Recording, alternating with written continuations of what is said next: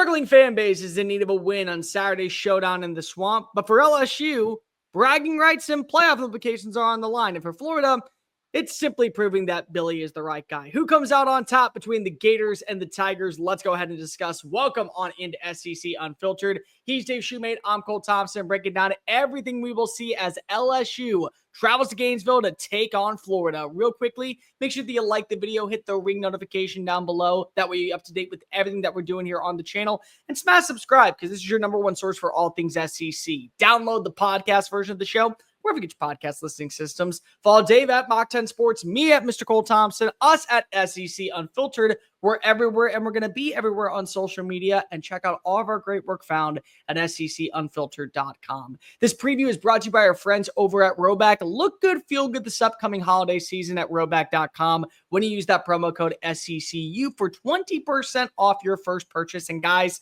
what better gift to give someone this Christmas, this holiday season, than a RHOBACK fleece, a pullover, a jogger, a hoodie, whatever you see fit. Go to RHOBACK.com. The holidays are giving time. Give back the gift of RHOBACK. Promo code SECU for 20% off your first purchase. Tell them the fine folks over at SEC Unfiltered sent you.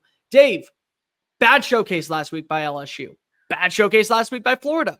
Both teams in need of a rebounding win. But for LSU, believe it or not, crazier things can happen in the world of college football, but they still technically are in the hunt to make it to Atlanta. For Florida, they need to get a win in 2 of their last 3 games to guarantee a bowl bid and at least win a little bit more of the fan base back, knowing that Billy Napier is going to be here in 2025. No, 100% right.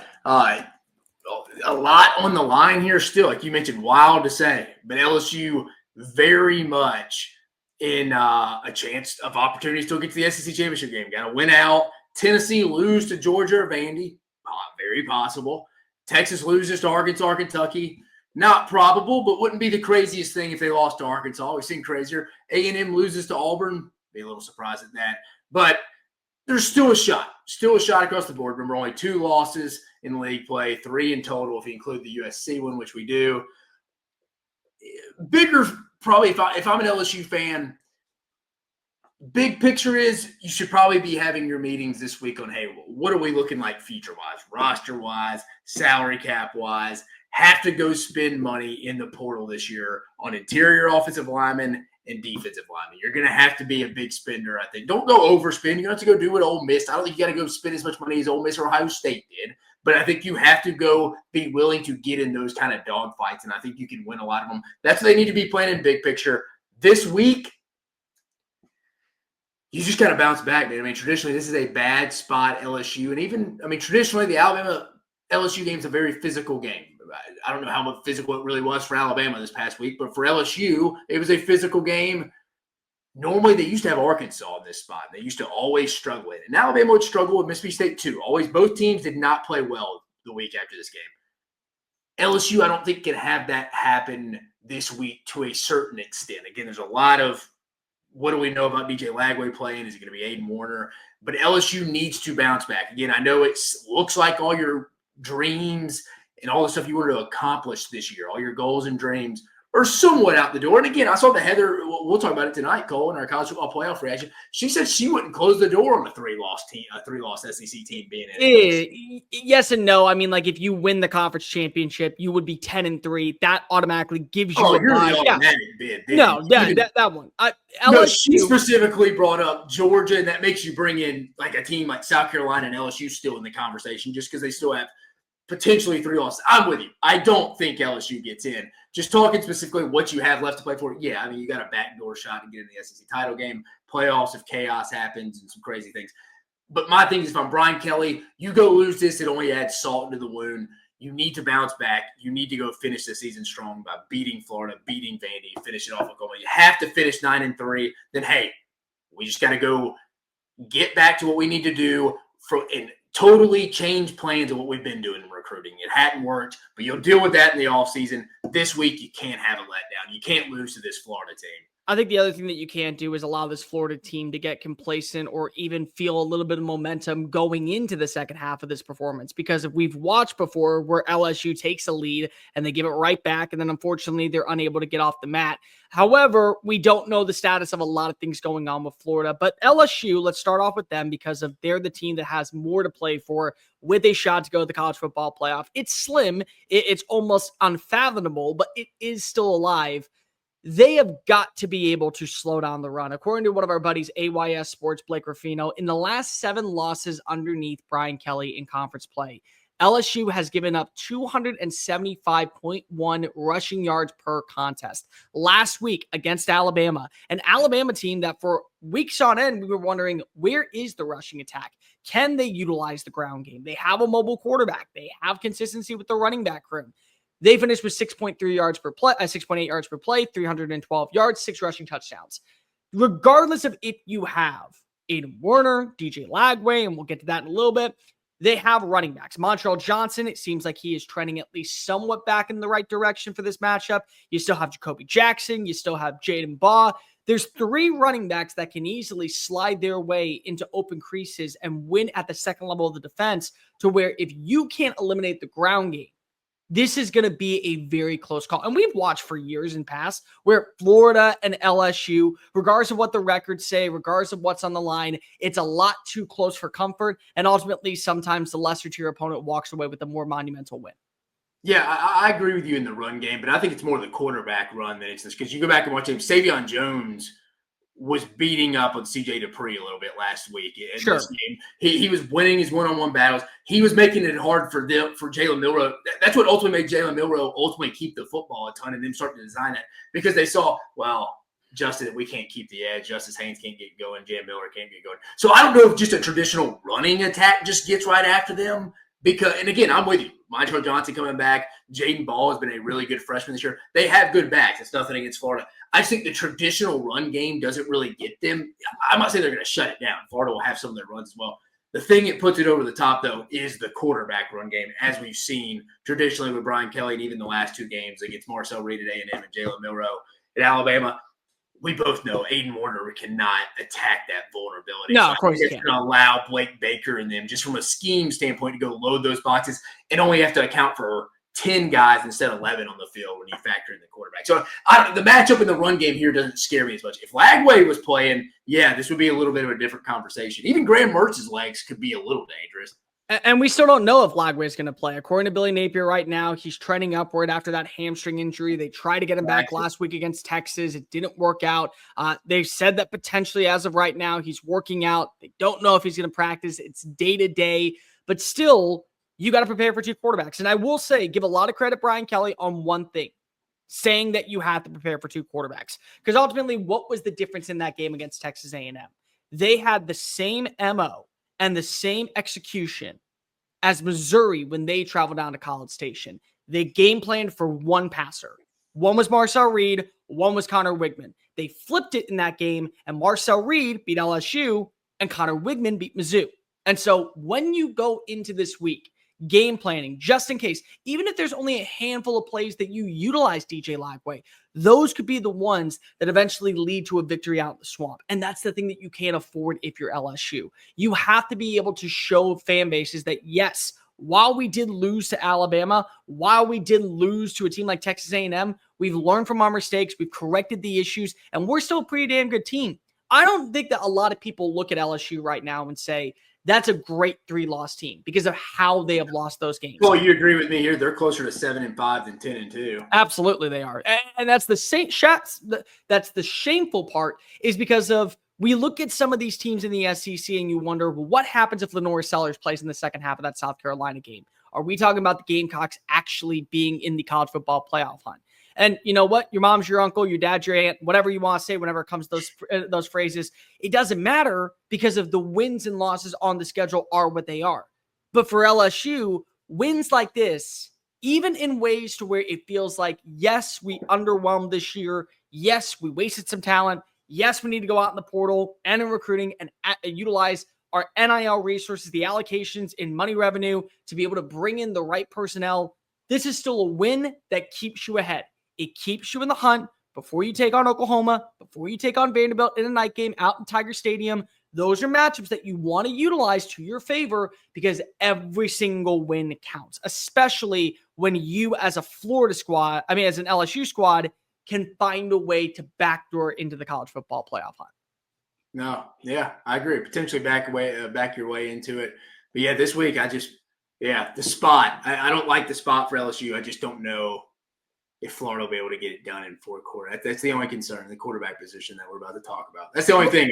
Again, if I'm Florida, I love this spot. Again, if you're Florida, you feel like out of your SEC games left, this is your best shot to get one. Yeah, I would agree. Well, the problem is that I don't think that you're going to see LSU play. Ole Miss play down to anybody's competition. Yeah. And we don't know, which brings me to my point of where we look at quarterback play. Let's talk about Garrett Nussmeier.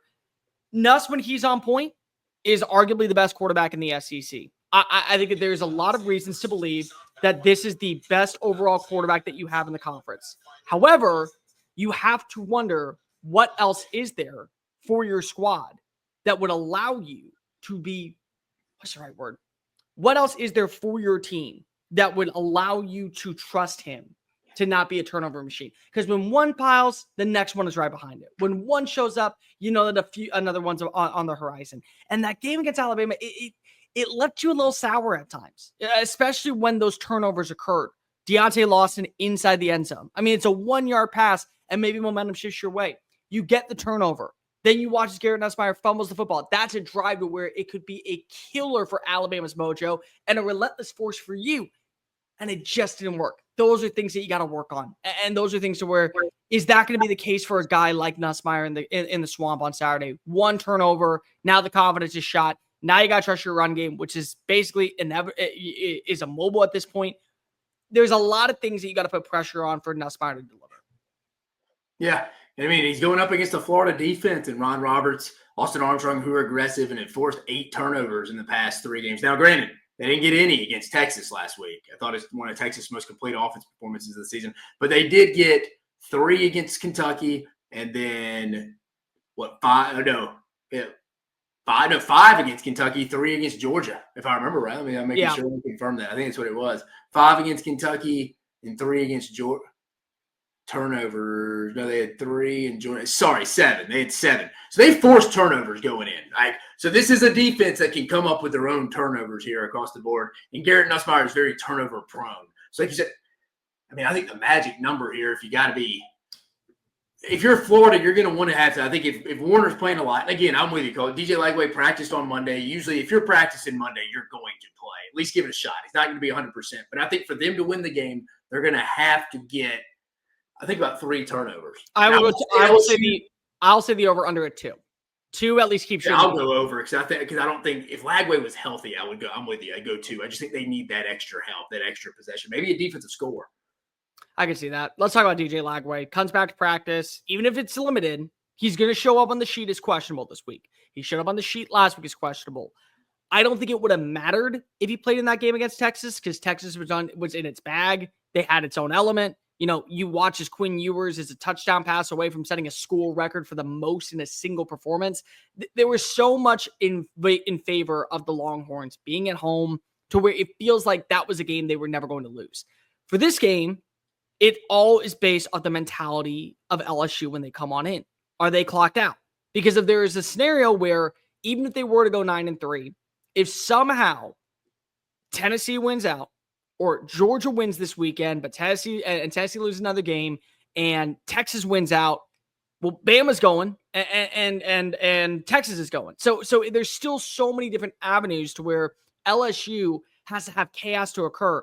So can they show up? But it does start off with the quarterback play. How many drives last week were there just insufficient reps? Because if you had a dude that was not supposed to be a starter, Lagway is a guy that you believe in. Lagway is a guy that you think can take over games, can put himself in a position to win. And we have seen this year on multiple drives that felt like you got to have it. Guess who had it? Number 2. He had it in the Mississippi State game. He had it in the Tennessee game. He had it in the Kentucky game. And it wasn't all him. He also had, Jaden Baugh had a really big time run. You watch this Bodington had a really big time play. You watch this Shamir DK in the back of the end zone, made a great cut to win against the Tennessee Volunteer defender.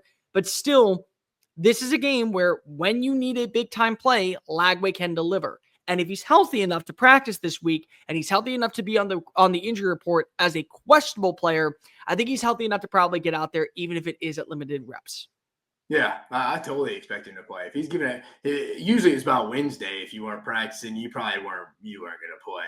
But Monday, and he said he felt pretty good, but he wasn't 100. But he wasn't going to say he felt like the kid was 100%, which is amazing to me because you go back and look at that. I didn't go back and look at it besides when you watch the TV copy. But when you see it live, it's like, man, that he must have tore that off the bone, dude. To get stretched off the field for a hamstring injury. I hadn't seen many of that. And I was like, man.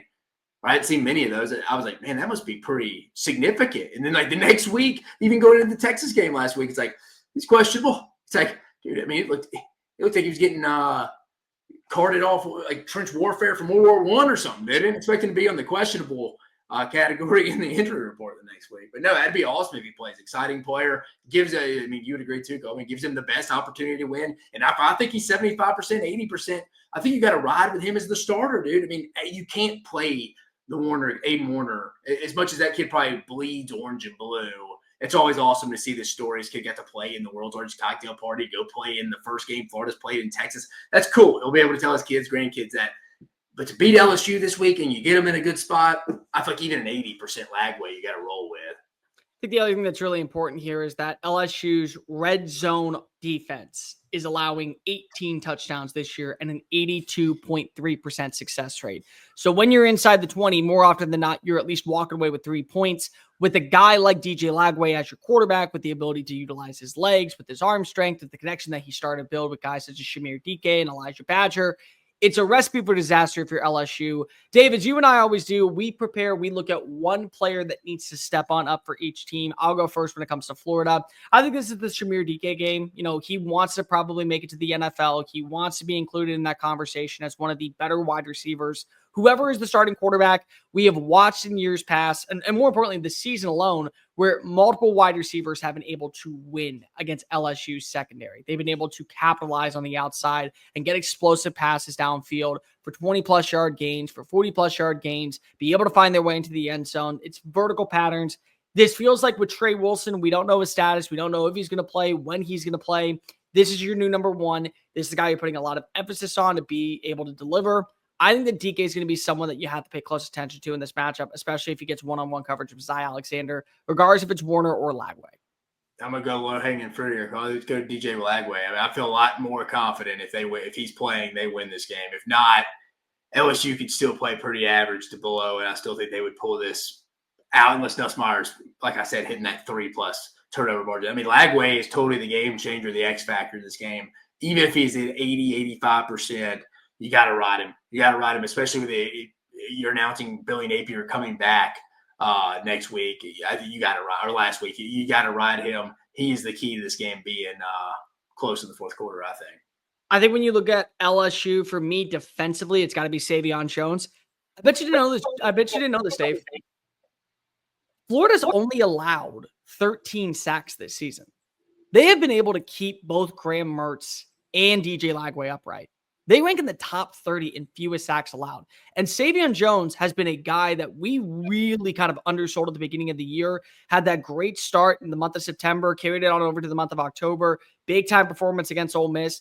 I think that that's somebody that you're going to have to see win his one-on-one battles and put pressure on Warner, put pressure on Lagway to maneuver outside the pocket and probably bring them down for a loss of down. If you can get and pressure a quarterback, young quarterbacks, because both of them are, whether it be a redshirt freshman that comes on in from Yale or a 5-star phenom from Willis, Texas, that still is getting his feet adjusted to SEC play, if you can hurt him and take away one of his best assets, that might end up being enough to where even if Garrett Nussmeier throws 2 or 3 interceptions, you're still walking away with a 10-point win.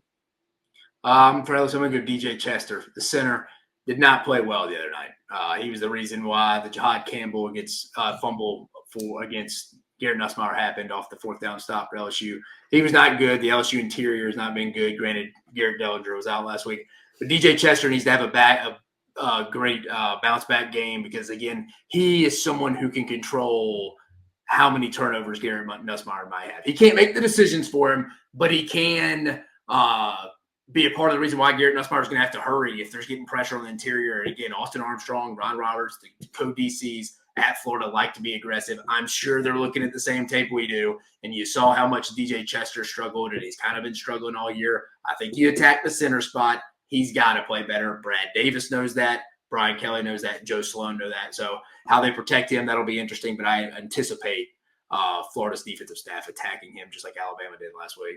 Dave, let's lock in some predictions. Kickoff set at 2:30 on ABC. The Swamp, Ben Hill, Griffin Stadium. LSU comes in as a 4-point favorite. I'll let you go first.